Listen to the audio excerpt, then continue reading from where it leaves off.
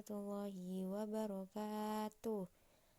Selamat siang anak-anak. Bagaimana kabar kalian hari ini? Sebelumnya kita perkenalan terlebih dahulu ya. Perkenalkan, nama Ibu Nurfarida Amalia. Bisa kalian panggil Bu Lia.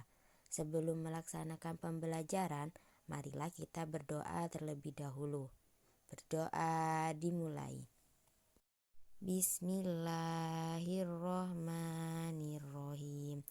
Raditu billahi robba wa bil islami dina wa bi muhammadin nabiyya wa rasulah.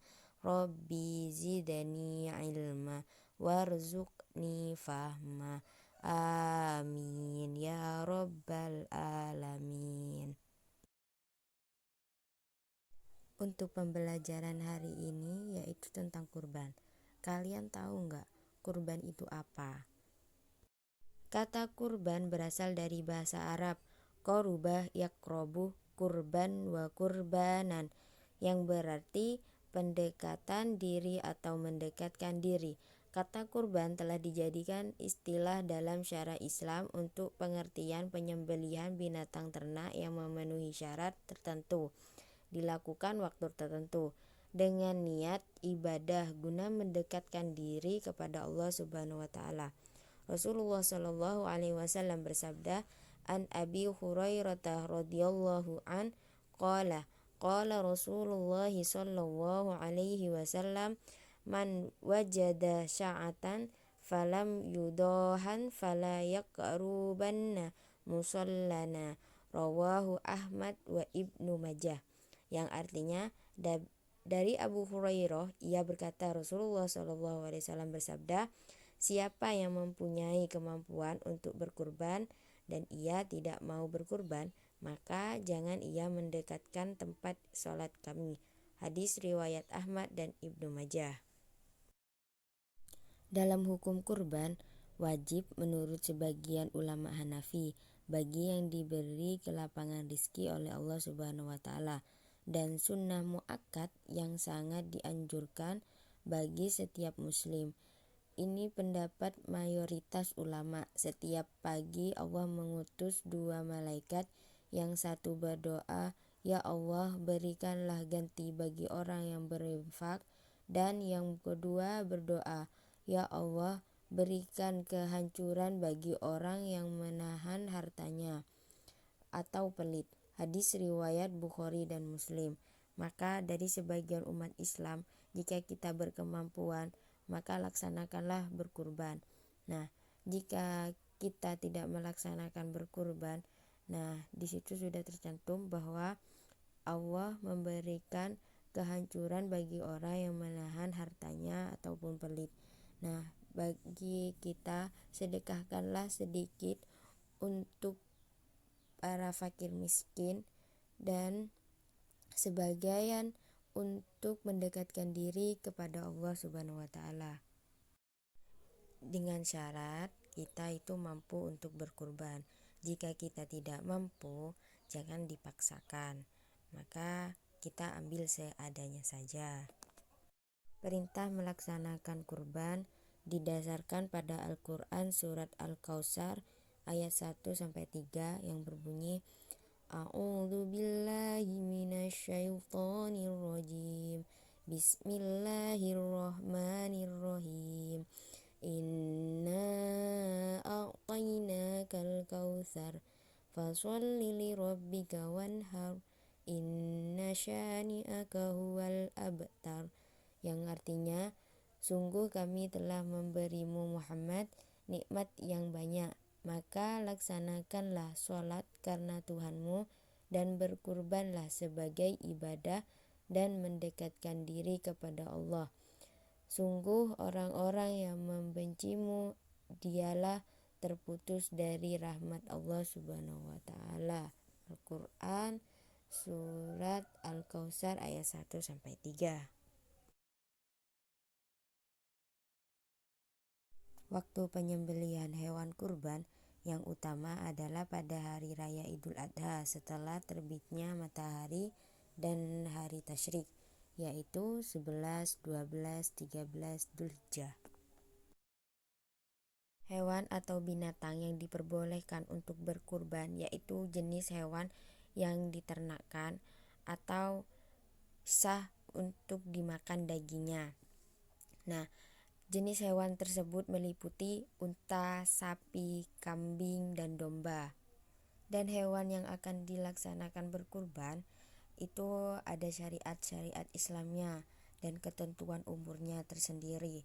Nah, ketentuan umurnya yaitu untuk unta 5 tahun dan untuk sapi 2 tahun, kambing Jawa itu 1 tahun, domba atau kambing gembel itu yang berumur 6 bulan.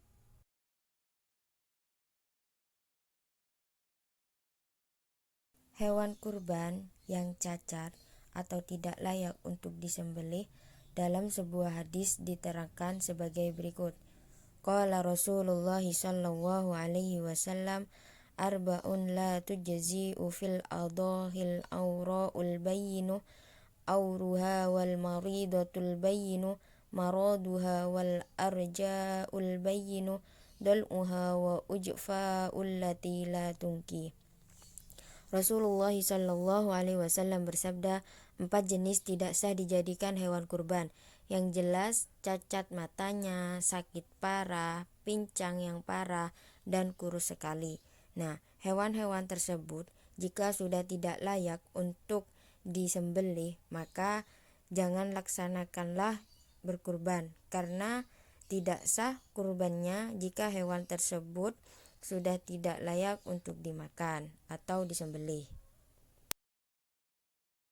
Untuk kurban yang lebih dari 1 orang, biaya pengadaan hewan kurban hanya boleh dari 1 orang untuk kambing dan 7 orang untuk sapi serta 10 orang untuk unta. Kurban ditujukan tidak terbatas pada individu yang mengeluarkan biaya untuk membeli hewan kurban, tapi juga bisa diperuntukkan untuk keseluruhan keluarganya dan orang-orang yang diniatinya. Pemanfaatan daging kurban harus habis dibagi kepada fakir miskin dan sebagian untuk dirinya sendiri yang berkurban. Penyembelihan hewan kurban atau pengurus kurban boleh saja menerima daging kurban, tetapi bukan sebagai upah penyembelihan atau mengurus.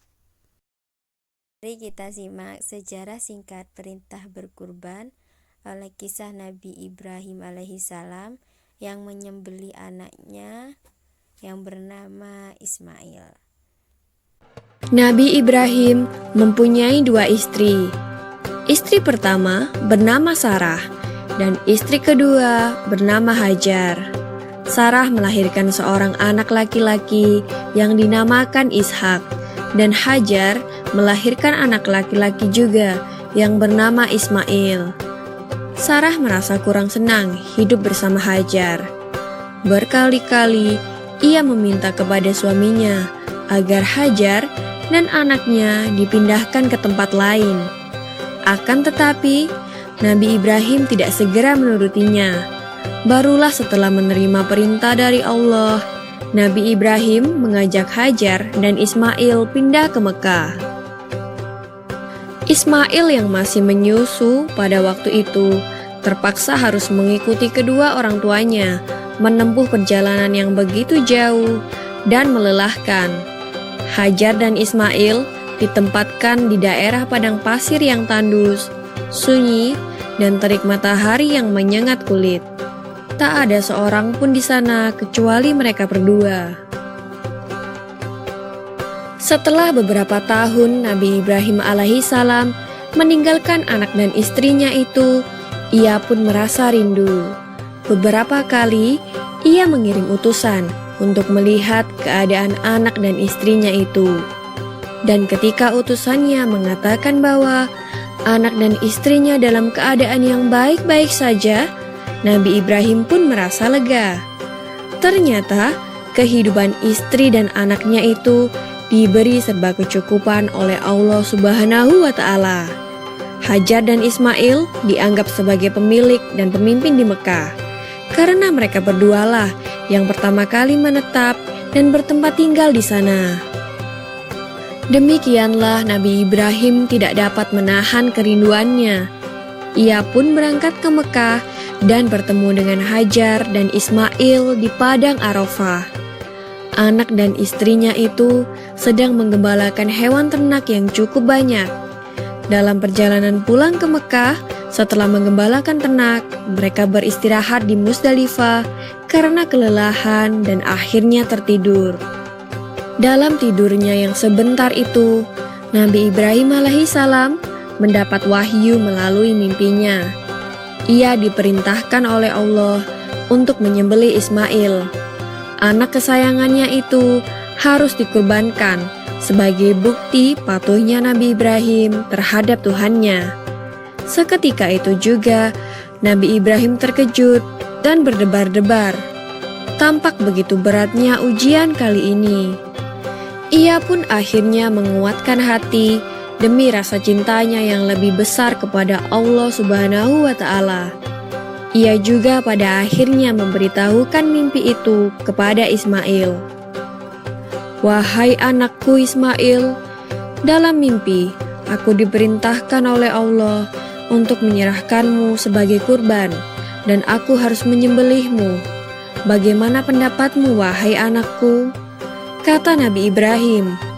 Ismail pun menjawab, "Wahai ayah, sekiranya itu perintah Allah, maka laksanakanlah apa yang telah diperintahkannya kepadamu. Aku akan tetap sabar dan ikhlas menerima cobaan ini." Dikisahkan iblis berusaha merintangi perintah Allah kepada Nabi Ibrahim. Berkali-kali iblis membujuk Nabi Ibrahim agar tidak melaksanakan perintah itu. Namun Nabi Ibrahim tetap melaksanakan perintah Allah, dan godaan iblis yang begitu dahsyatnya tak akan mampu meruntuhkan ketaatan Nabi Ibrahim kepada Allah. Nabi Ibrahim membawa Ismail ke atas bukit. Di sana, Ismail mengenakan kain penutup mata, dan pedang tajam pun sudah dipersiapkan. Ketika pedang itu sudah berada di leher Ismail, tiba-tiba tubuh Ismail pun diganti dengan seekor kambing yang gemuk oleh malaikat Jibril. Dengan demikian, selamatlah Ismail dari penyembelihan. Allah Subhanahu wa Ta'ala berfirman kepada Nabi Ibrahim, "Hai Ibrahim, kau sudah melaksanakan perintahku dengan ikhlas. Sebagai gantinya, aku berikan binatang ternak untuk disembelih. Ini adalah cobaan besar bagimu." Peristiwa itu terjadi pada tanggal 10 Dzulhijjah di Mina, dan sampai sekarang dirayakan seluruh umat muslim sebagai hari raya Idul Adha. Dan umat Islam yang melaksanakan ibadah haji juga dapat melakukan kurban di Mina sebagai penghormatan atas Nabi Ibrahim alaihissalam. Demikian kisah Nabi Ibrahim alaihissalam. Semoga kisah ini dapat mempertebal iman kita kepada Allah Subhanahu wa Ta'ala. Amin ya Robbal Alamin. Baiklah anak-anak, mungkin itu saja materi tentang kurban. Jika ada salah kata atau penjelasan materi yang tidak jelas, mohon maaf yang sebesar-besarnya. Wabillahi taufik wal hidayah. Wassalamualaikum warahmatullahi wabarakatuh.